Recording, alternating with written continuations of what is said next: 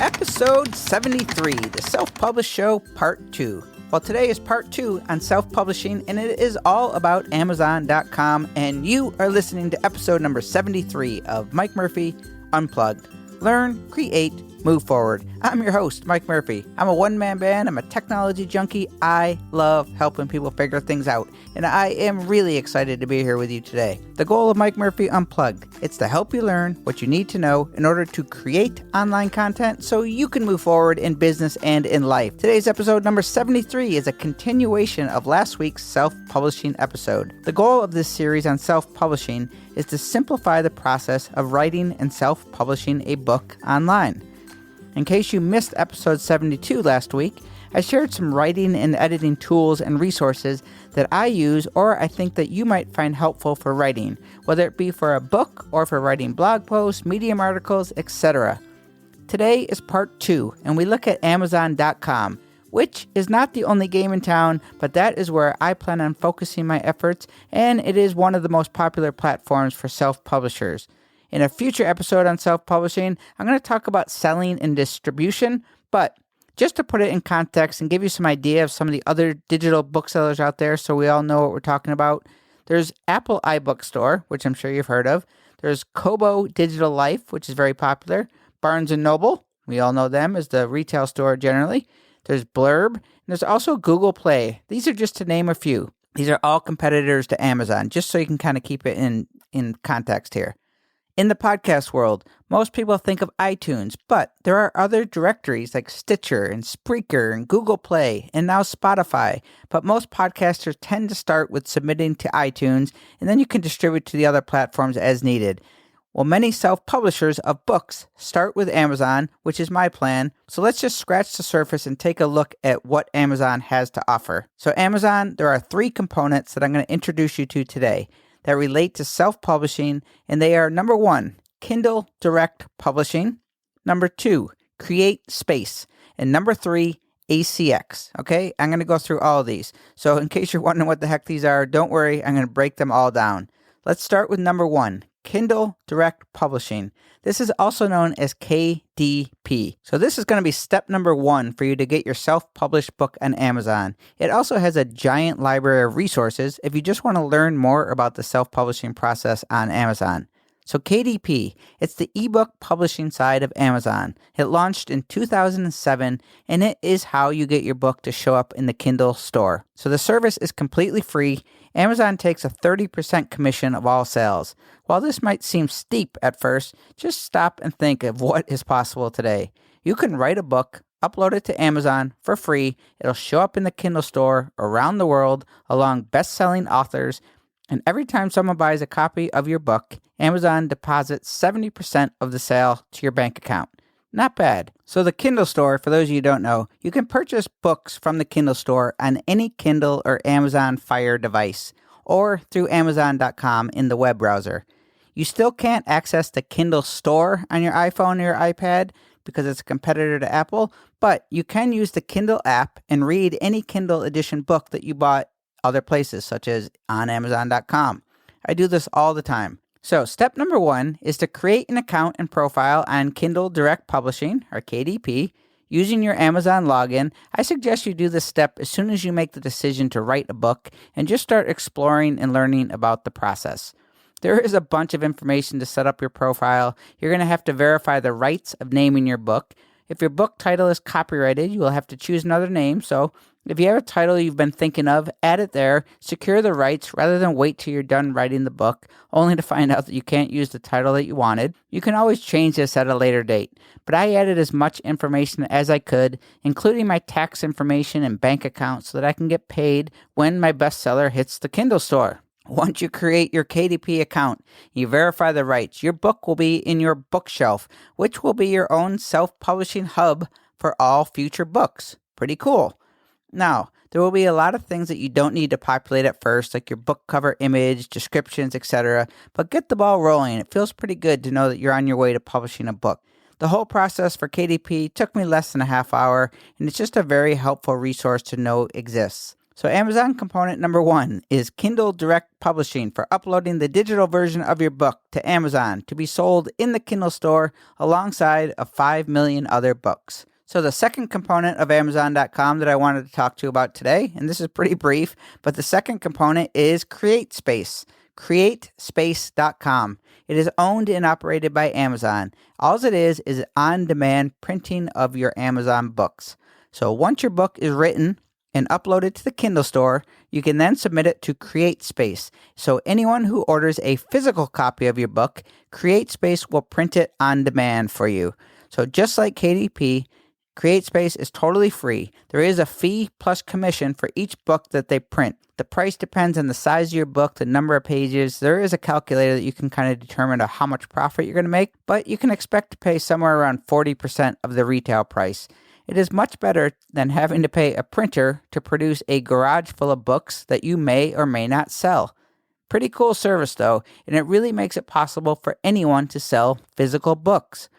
They also make CDs for musicians and DVDs for filmmakers, but I'm guessing the demand for those are dwindling with streaming media being so prevalent. So that is CreateSpace, number 2.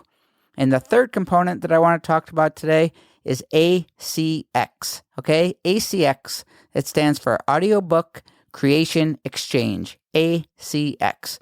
This service is also owned by Amazon. It enables you to turn your digital book into an audiobook.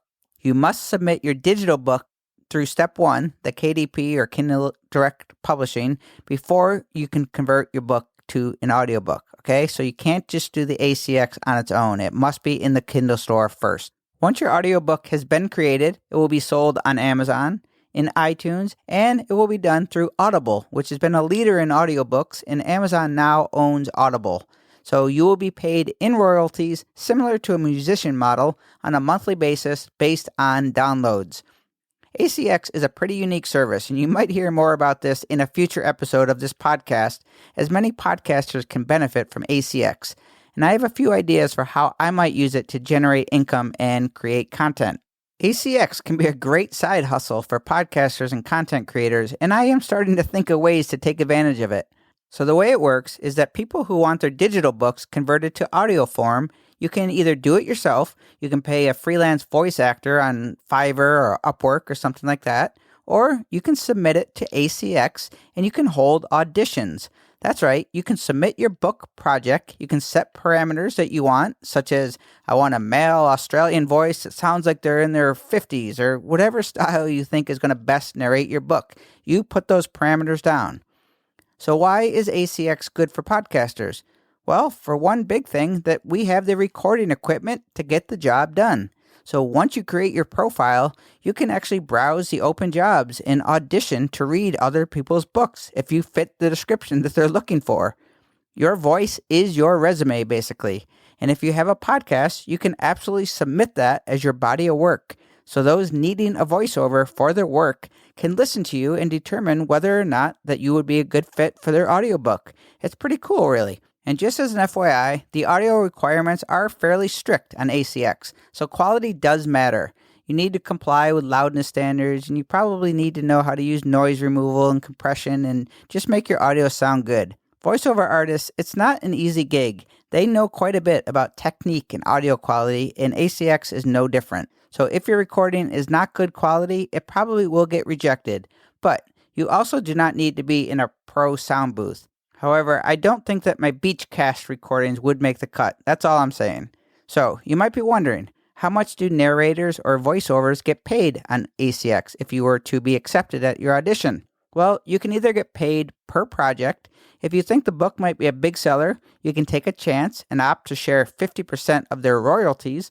Or the third option is to do a combination of the two, where you get paid less upfront, but you do still get a royalty share. You can set your price, but most jobs, they say, average about $225 per finished hour, meaning if the book was 2 hours long, you would get $450, regardless of how long it actually took you to record the audiobook. In case you were wondering, this came from the ACX website. 1 hour of audio is approximately 9,300 words and takes most narrators 6.2 hours on average to finalize 1 hour of audio when all is said and done. So because I'm a bit of a nerd and because Scrivener makes it so easy, I actually use the words to gauge the length of my podcast while I'm writing the script. I know that 2,500 words is going to produce 15 to 17 minutes of podcast audio.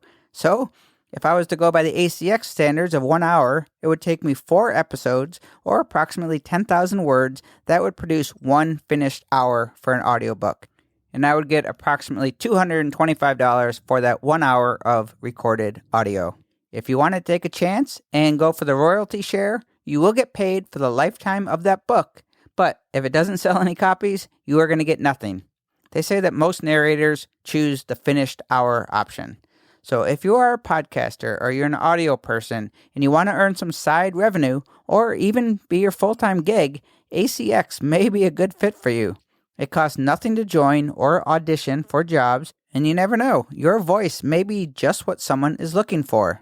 The other thing to consider, and something that I am very seriously considering, is think of all your podcast episodes or your blog posts or your interviews or any of the content you're making. Can you combine them into a mini-series of audiobooks? So by design, my podcast is evergreen, meaning that the content does not expire. I do this on purpose, as I have always planned of converting my scripts into books. So my book that I'm writing is going to contain a lot of information that I've talked about already in my podcast, but I could turn any of them into audiobooks. For example, I have a series on mobile podcasting and this series on self-publishing. Maybe you did a great interview with someone or a few people in your niche that would make an interesting audiobook for someone to listen to while they're traveling or in their car or commuting. You can get creative with it, and I'm willing to bet that you have content that can be made into an audiobook. Maybe you are a blogger or you write long-form articles or how-tos on Medium. You may be able to convert them into audiobooks for download on Audible. There is not a minimum or maximum for audiobooks length, just averages, and the price of 1 hour or less audiobook on Audible is currently about $7. Now, you might not get rich, but it's a cool way to repurpose, and your street cred goes way up. You are a published author, not really any different than a Kindle book. I think we live in a pretty exciting time. Just 10 years ago, this was barely a possibility. Now, you just have to put in the work, and anything is possible. I like it. So I think this is a good place to wrap up part 2 today of self-publishing. So what do you think about the whole thing? Have I got you thinking about self-publishing a book, or maybe auditioning for some audiobook readings, or maybe creating your own audiobook? I hope so, or at least to have you look at your content with repurposing in mind, and to realize that what you are creating has value. Now, for the self-publishing recap or overview, let's go back to episode number 72 last week. You now have tools like Scrivener, Ulysses, and Bear note-taking apps to help you write and organize a book. Okay, so we have the written part down. Then we have Grammarly and Hemingway Editor to spell and style check your grammar, to put some polish on your writing. Then from today's episode, number 73, you're going to create an account or profile on Amazon's KDP or Kindle Direct Publishing and add your title, your tax information, your bank information so you can get approved to submit your book. Once your book is uploaded to KDP, you're then going to go through CreateSpace.com and prepare your book so it can be printed on demand. And the last step, if you're interested, is going to be to sign up for ACX or Audio Creation Exchange and either record your manuscript yourself or hire someone to read it, or submit it for auditions on ACX so your book can be made into audiobook form. Okay? Do we have it? Are we excited? I know I am. I can tell you that when I first started digging around the self-publishing, it all seemed a bit overwhelming with information. Everybody has their own things that they use, but the more I'm sorting it out, the clearer it has become.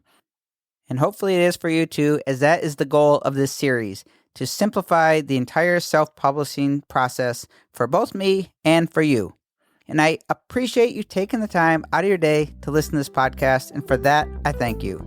If you have not already done so, please go to mikemurphy.co/newsletter. Sign up for my mailing list. It would mean a lot to me, and I think you're going to enjoy the newsletter that comes out every Friday morning. And I thank you for joining me today. I hope you join my one-man band, and together we can learn, create, and move forward.